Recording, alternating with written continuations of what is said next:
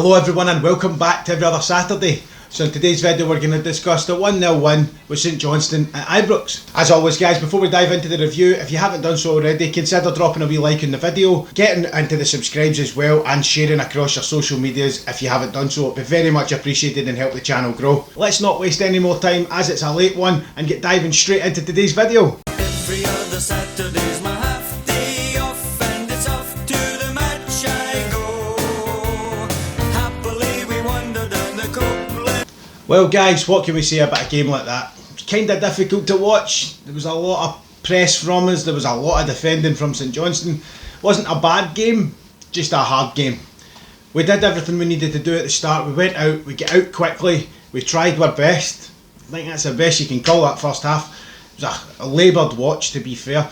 They did hold us back well, St Johnstone. When we did get the balls through, when we did get our chances, they did do a fantastic job at defending. They weren't so much trying to put their own stamp in the game too quick, to be fair, but they did well. And as I say, this game is one of them where you can't turn around and say, oh, it was a terrible performance, because it really wasn't. It was just evenly balanced and it kind of almost nullified each other.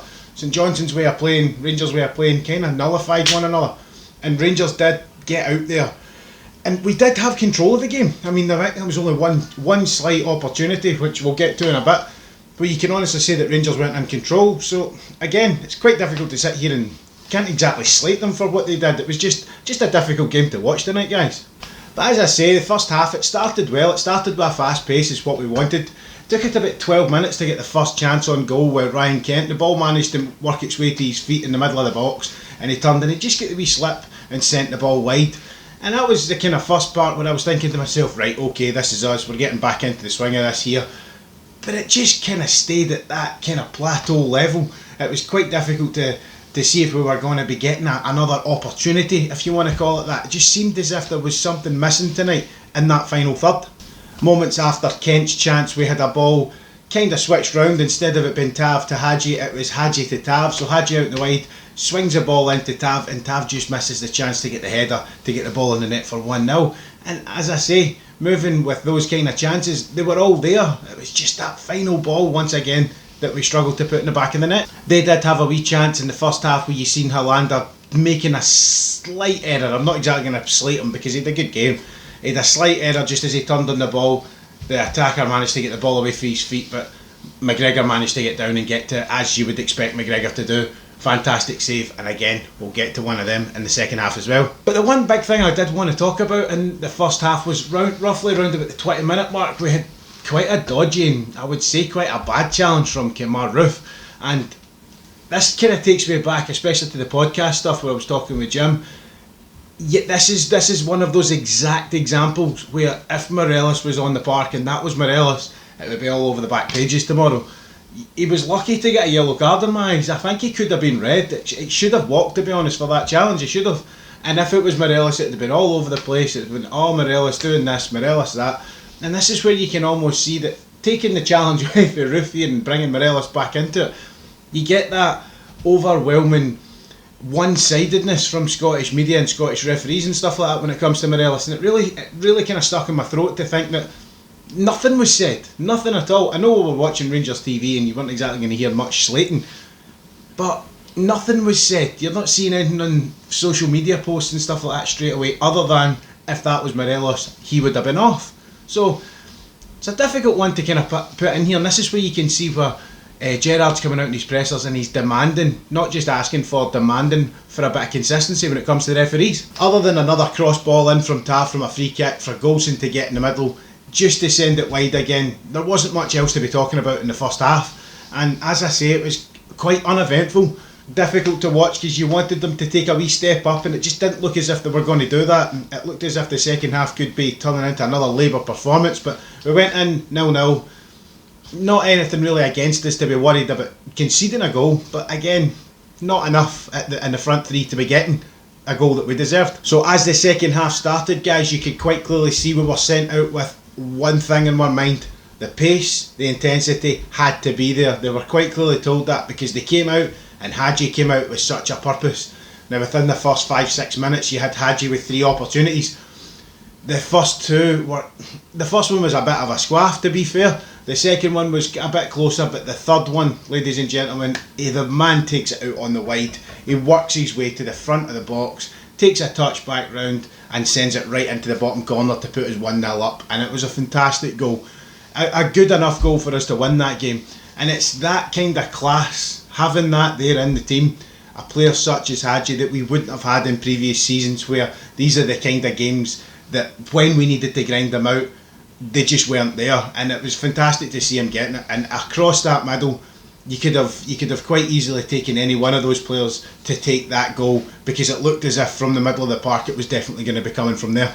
Because in all honesty, guys, it was the middle of the park for me tonight that controlled the game. It was where most of the work was done tonight. We didn't have a lot to defend against, but the midfield had to be strong. We couldn't lose silly balls, we couldn't lose silly 50-50 attempts. Them getting through, it was always snubbed out by the midfield. This is what I'm saying with the kind of 50-50 play that we were getting, that whatever we put forward they were stopping at the back line, or if they were trying to break out from defence, our midfield was cutting it off. And this is where the kind of nullifying each other side of things came from, and it became a wee bit frustrating, that kind of stuff. But it was good to see that we were on form, and watching Ryan Jack doing what he does and doing it well without the worry of an injury is just a fantastic side on a Rangers jersey. The quality in possession and the quality of the balls delivered into the box didn't suffer, to be fair, in the second half. This is one thing that stayed high. The intensity of them both were at a very high level. You could see that we didn't want to lose the ball, and when we did, we got it back relatively quick. And this is where you could also say that St Johnstone did exactly the same thing again. So again, nullifying each other out.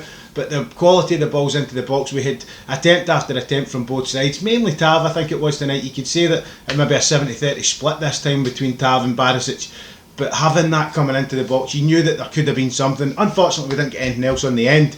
But it was good to see that the intensity of the crosses were still there. Now, it was about the 65th minute that we managed to see our first substitution, and it was Roof making way for Itten. Now, I was happy to see Itten get on the park. Again, never really managed to get to much, but it was more to do with the game rather than Itten. If Itten had started, I think he would have had the same unfortunate side of things, shall we say. Up front, there wasn't a lot to be getting onto, and when we did get onto them, it was snubbed out. But I was slightly disappointed he didn't start. I will put my hands up there. I'd like to see him start a wee bit more, but again, one of those games. It might have made him look worse than it actually was. It's probably a good idea not to have him on the park tonight. And just as the 70th minute rolls round, this is when we see St Johnstone turn just a little bit of the dial up. You can see them trying to work through, and they get through the middle of the park, and the ball manages to get into our final third for the one and only time that we really needed to worry, to be honest. And as you can imagine, once again, the ball makes its way through, and the St Johnstone attacker, I apologise, I can't remember his name, manages to get the low shot off, and once again, ladies and gentlemen, Alan McGregor steps up with the strong hand and guarantees that clean sheet. We know what it means to him to keep those clean sheets, and we know what his performances mean to him as well. It is getting to that stage now when he pulls off saves like this in games that might be hard to watch but are equally as important as any, because as Kevin Thompson said at the end of the match, the 3 points and the result was so much more important than the performance tonight. And knowing that, these performances that he pulls off and these saves out of nowhere against Celtic tonight, the amount of European saves that he's pulled off, it's beggars belief trying to think of them all. You have to admit that he has to be up there as one of the best goalkeepers that's ever been in between the sticks at Ibrox. Now, me being a goalkeeper myself when I was younger, I did always loved Stefan Klos and Andy Gorham, but is he up there? Is he one of those keepers? Is he going to be able to not just be top 3? Could he be top 2? Could he be top 1? I'll leave that to you guys in the comment section below. It really is just brilliant to watch him, and for the age he is as well, he looks like he could be 26, not 39 I think that he has just turned as well. But once again, Alan McGregor, fantastic save, keeps it 1-0. The 80th minute rolls round after that, and we managed to see Kamara making his way onto the park. Substitute off was Yanis Hadji. Hadji did his bit, he did very, very, very well, he was involved in a lot, and he managed to get his goal. But bringing Glenn Kamara on kind of changed the way that the team play. You can totally see when he's on the park how different we do actually play. There's a lot more pep, a lot more panache in the middle of the park, it just seems a wee bit more sharp. But again, the last 20 minutes of the game didn't really bring too much except a few extra chances. Nothing really from St Johnstone other than very good defending. it was so difficult because it was sitting there and you wanted to see that second goal, but it never came. But we'll take that 1-0 win and we'll run with the 3 points. As I say, guys, now a wee bit of a recap for tonight's game. It was one of those performances we would never have seen before. This season has been just a kind of step up, as you know. But beforehand, we would have totally lost those points. We would maybe have dropped a silly goal to draw those games, and that didn't happen tonight. It was never going to happen. So you can see that it is one of those games where you could take the fact that we've managed to step up our game, and it's good to see. But it was frustrating that second goal wasn't there, because we do know we have the ability to put the ball in the net. It sucks when you see a team defending so well against a team that is attacking and they cancel each other out. It was, as I say, it was frustrating, but we got to the end. All in all, guys, taking both halves into account, it was a difficult watch. We managed to get those 3 points. We managed to put in a very hard worked performance. I'm not going to say it was overly fantastic, but it was like one of those solid sevens. You do everything right. Yes, you can't get the goals that we need, but we get enough. You can't take away from St Johnstone, though. It's the fact that they did well as well. They positioned and shaped themselves well enough to kind of nullify what we were trying to achieve, and getting a bit of class in our side from Yanis Hadji. This is the difference maker, and having that this season to bygone years when we would have dropped those points, it's always fantastic when you can walk away again a little bit more grey at the side of the head after watching that, but 3 points in the bag nonetheless. It was a good team performance when you look at it as a whole. We did control the game from start to finish. We had 2 small opportunities where they could possibly have got a goal, and Alan McGregor dealt with them both. So all in, there's no way, shape or form I'm going to call that a bad performance. So well done, Rangers, on the 3 points. The one stat that did pop up from the commentators, I think it was Kevin Thompson, again I apologise if I'm wrong there, but he came up and he said that when Ryan Jack plays we do not concede goals. And it's fantastic when you can link that kind of stuff to one player coming back onto the park. We did miss him. It's good to see him on the park, and long may that continue. Man of the match for me, guys, is Yanis Hadji. That's 100%. I'm just not taking that away. He contributed everything that we needed him to do. He was on the end of chance creation as well. He was hungry for a goal, and he got the goal he deserved. I feel as if he ran all the blades of grass, and he did. He tried that wee bit extra, and without his level of class on the park today, we wouldn't have got those 3 points in my eyes anyway. So let me know what you think, guys. Get down in the comment section below and sound off and tell me what you think. Was he man of the match for you? Was it somebody else? Let me know. Get down there and drop a wee comment.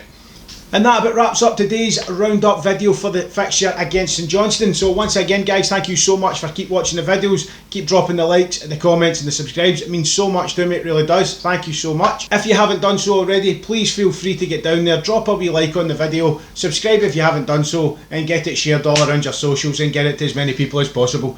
And once again, guys, thank you so much for staying up to watch me on YouTube. I've been every other Saturday, and I will see you on the next one.